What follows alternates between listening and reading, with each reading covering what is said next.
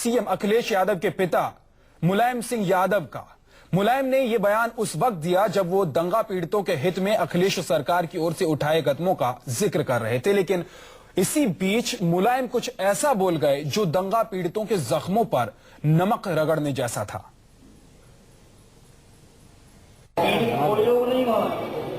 Camp लगाए वो पीड़ित लोग नहीं, पता लगा लो। ये वो लोग हैं जो षड्यंत्रकारी हैं, जो बीजेपी और कांग्रेस ने षड्यंत्र किया है, और वो पीड़ित लोग उसमें एक ही नहीं है, वो तो कहीं चले गए। समाजवाद की सियासत के झंडा बरदार मुलायम सिंह यादव का ये बयान संवेदनशीलता की कसौटी पर कितना खरा है और कितना संजीदा, अंदाजा आप खुद लगाइए। मुलायम कह रहे हैं कि मुजफ्फरनगर के राहत शिविरों में कड़कड़ाती ठंड में ठिठुरन भरी रातें गुजारने को मजबूर ये लोग दंगा पीड़ित नहीं बल्कि बीजेपी, बीएसपी और कांग्रेस के लोग हैं। जरा एक बार फिर से सुनिए क्या कह रहे हैं मुलायम। वो लोग नहीं, कैंप लगाए वो पीड़ित लोग नहीं, पता लगा लो। ये वो लोग हैं जो षड्यंत्रकारी हैं, जो बीजेपी और कांग्रेस ने षड्यंत्र किया है, और वो पीड़ित लोग उसमें एक ही नहीं है, वो तो कहीं चले गए।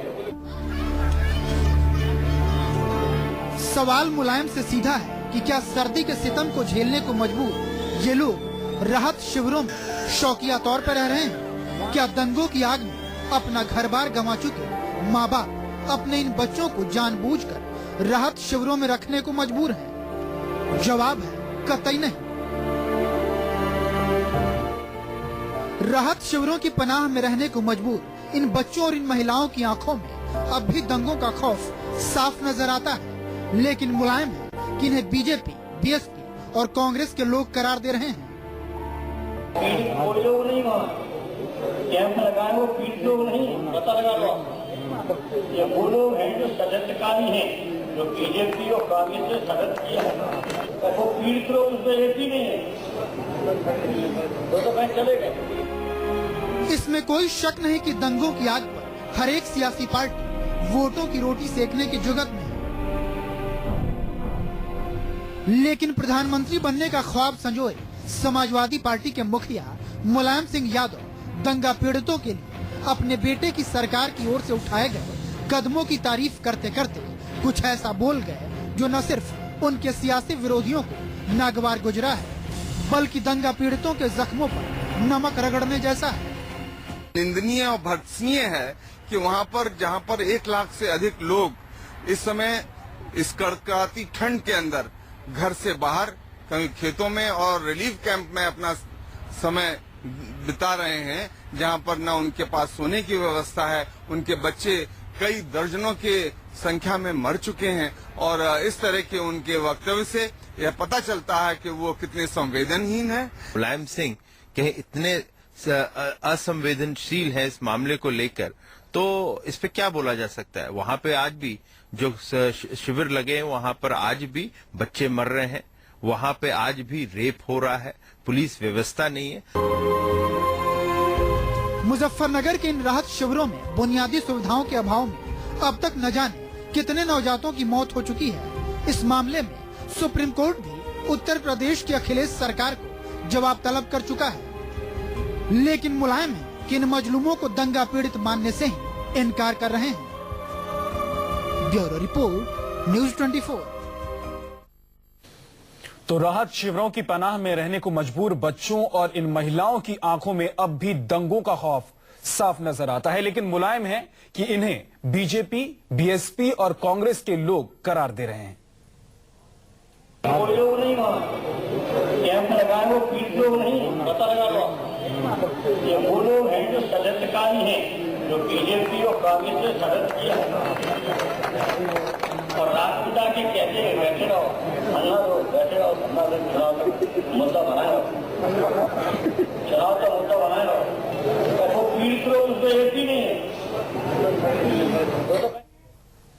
तो मुजफ्फरनगर राहत कैंप पर दिए बेतुके बयान पर मुलायम सिंह यादव चौतरफा गिर गए हैं। बीजेपी ने जहां मुलायम के बयान को वोट बैंक की राजनीति बताया है, तो दूसरे राजनीतिक दल भी एसपी मुखिया के बयान की निंदा कर रहे हैं। एक दूसरे की पीठ खुजाते रहते हैं सम एसपी और कांग्रेस बिना बता करके आए। हिंदुस्तान में कोई भी व्यक्ति कहीं भी किसी वक्त जा सकता है, लेकिन मामला बहुत गंभीर है कि लोग अभी तक कैंप में पड़े हुए हैं और दोनों समुदाय के लोगों को नुकसान हुआ है। ऐसे में इन लोगों को जो गंभीरता से लेना चाहिए वह गंभीरता से न लेकर केवल वोट बैंक पॉलिटिक्स खेल रहे हैं ये समाजवादी पार्टी और कांग्रेस। अफसोस है कि राजनीतिक ध्रुवीकरण धार्मिक आधार पर कराने के लिए तमाम शक्तियां वहां लगी हुई हैं। ये भी सच है कि प्रशासन को सारी जिम्मेदारी उनके देखभाल की राहत कैंपों में रह रहे लोगों की लेनी होगी और वो ले रहे हैं, लेकिन वो अपर्याप्त है। इस बात को सुप्रीम कोर्ट ने भी कहा है। इसलिए बहुत अधिक राजनीति न करके वहां आप कोई बच्चे न मरने पाए ठंड से, राहत में शिविरों में रह रहे लोगों की खान पान और उनकी सुरक्षा की उचित व्यवस्था करना राज्य के अखिलेश यादव सरकार की जिम्मेदारी है। मुझे बहुत दुख है मुलायम सिंह के इस बयान से, इसलिए कि कम से कम मुलायम सिंह जो अपने को ठेकेदार कहते हैं और ये कहते हैं मुसलमानों का हम जिम्मेदार हैं, उनको कम से कम एक बार जाके देखना चाहिए था। और ये इंसल्ट की है उन्होंने उन मजलूमों की जो इस वक्त 4 महीने से इतनी बुरी हालत में रह रहे हैं। मुलायम सिंह को अपने अल्फाज वापस लेने चाहिए। पॉलिटिकल लीडर्स वहां पहुंच जाते हैं अपने पॉलिटिकल मकासद को पूरा करने के लिए, उससे कहीं ना कहीं फिर माहौल में गर्मी आ जाती है। और वहाँ पे जो लोग रिलीफ कैंप्स में रह रहे थे उनको स्टेट गवर्नमेंट ने बड़े पैमाने पर राहत पहुंचाई है, उनको पैकेज दिया है, जिसकी वजह से काफ़ी बड़ी तादाद में लोग राहत कैंपों से वापस चले गए हैं।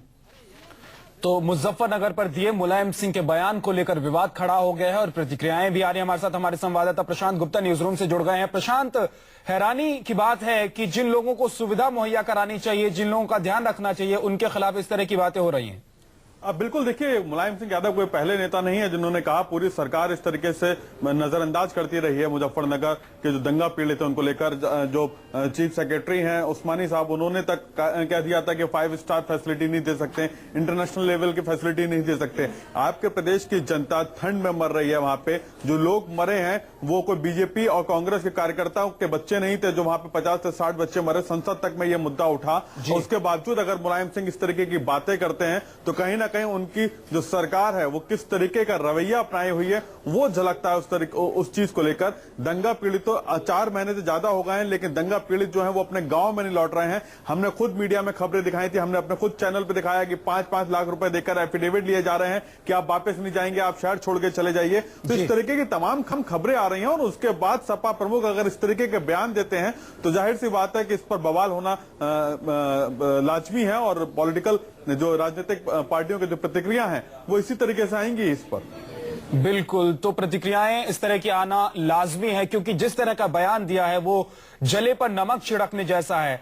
आपको बता दें कि मुलायम सिंह यादव ने कहा है कि जो दंगा पीड़ित मुजफ्फरनगर के हैं, जो इस तरह से रह रहे हैं सड़क किनारे तंबू लगाकर जिनको रखा गया है, वो लोग दंगा पीड़ित नहीं है। दरअसल वो साजिश कर रहे हैं, वो कांग्रेस, बीएसपी और बीजेपी के कार्यकर्ता हैं और उन्हीं लोगों की जुबान बोल रहे हैं। और इस बात को लेकर अब विवाद खड़ा हो गया है क्योंकि जिस तरह का बयान आया है उसके बाद अब ये देखना होगा कि क्या इस बात को लेकर मुलायम सिंह यादव या फिर समाजवादी पार्टी की तरफ से कोई माफी मांगी जाती है या नहीं।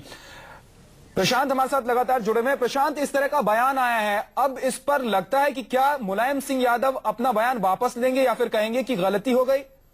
देखिए, जिस तरीके से इस बयान के बाद राजनीतिक प्रतिक्रिया आ रही है उससे जाहिर सी बात है कि सपा प्रमुख कहीं ना कहीं अपने बयान में गिरते नजर आ रहे हैं। लेकिन मुझे नहीं लगता कि समाजवादी पार्टी की सरकार को कोई फर्क पड़ने वाला है क्योंकि उन्होंने तो पट्टी बांध ली अपनी आंखों पर। 4 महीने से ज्यादा बीत चुके हैं, हजारों की तादाद में दंगा पीड़ित अभी भी कैंपों में रह रहे हैं। अगर सरकार के अंदर जरा सी भी आत्मचिंतन करने की अगर स्थिति होती तो उन लोगों को अपने घरों तक सुरक्षित पहुंचाते, ऐसा माहौल क्रिएट करते जिससे लोगों के मन में से डर और जो भय उनके भीतर बैठा हुआ है वो डर खत्म होता और वो लोग अपने अपने घर पे जाके सुकून की जिंदगी जी पाते। लेकिन सपा प्रमुख से लेकर तमाम सरकारें जो हैं उन्होंने एक तरीके से कहा जाए कि आंखों पट्टी बांध ली है और वो ना तो कुछ राहत कार्य ढंग से कर पा रहे हैं, ना ही एक फैसिलिटी जो एक बेसिक फैसिलिटी होती है वो मुहैया करवा पा रहे हैं। जो सुविधाएं होनी चाहिए वो सुविधा तक नहीं मिल रही है।